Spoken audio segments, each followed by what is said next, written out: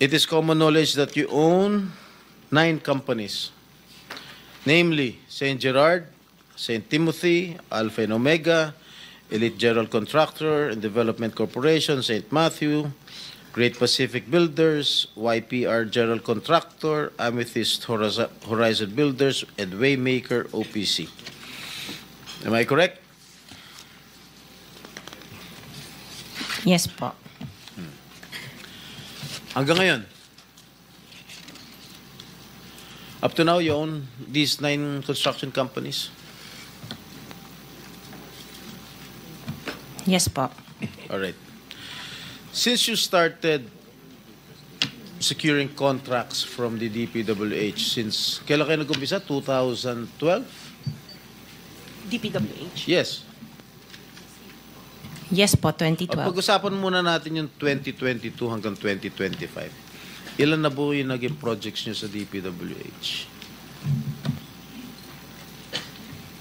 Marami na po. Ilan nga? I don't have the Mahigit figure. 400? Mahigit 500? Within the span of 3 years?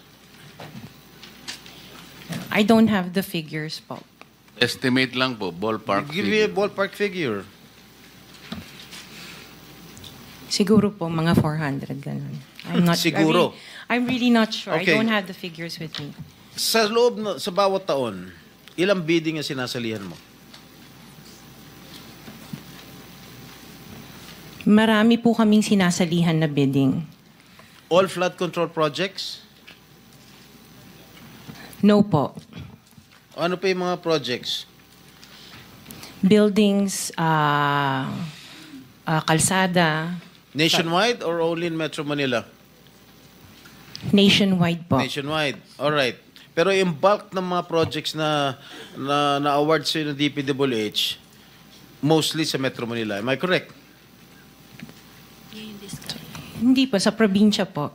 Sa iba-ibang lugar. No, the bulk of your contracts. Here in Metro Manila?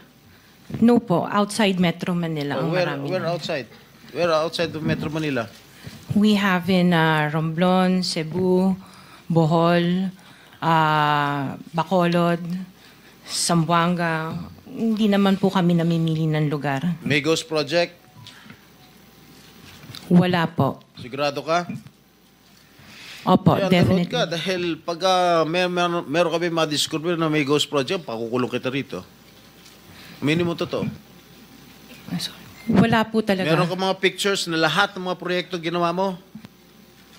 Yes po, Nasaan? meron po kami. Lahat ng mga 400 projects, meron kang litrato? Yes po. O i-submit mo rito sa committee. Okay po. Okay. Sa mga bidding na sinasalihan mo ng mga kumpanya mo, itong 9 na kumpanya, ilang beses kayo nanalo?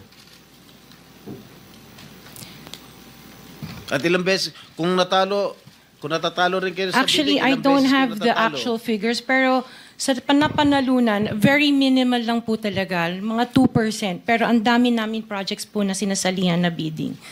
So, sa loob ng isang taon, pag nagbibidding isang kumpanya mo, halimbawa itong ano ba yun? Yung Alpha Phi Omega, ilang beses kayo nagbid sa isang taon at ilang beses kayo nanalo?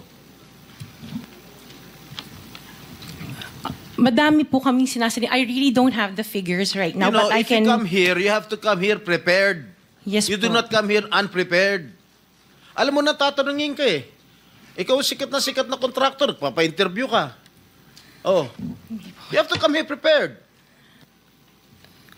Your Honor, I am prepared for the flood control projects that you are mentioning. I have the statistics of how many I bidded and how many I lost and how many I won. Okay. You mentioned it to us right now.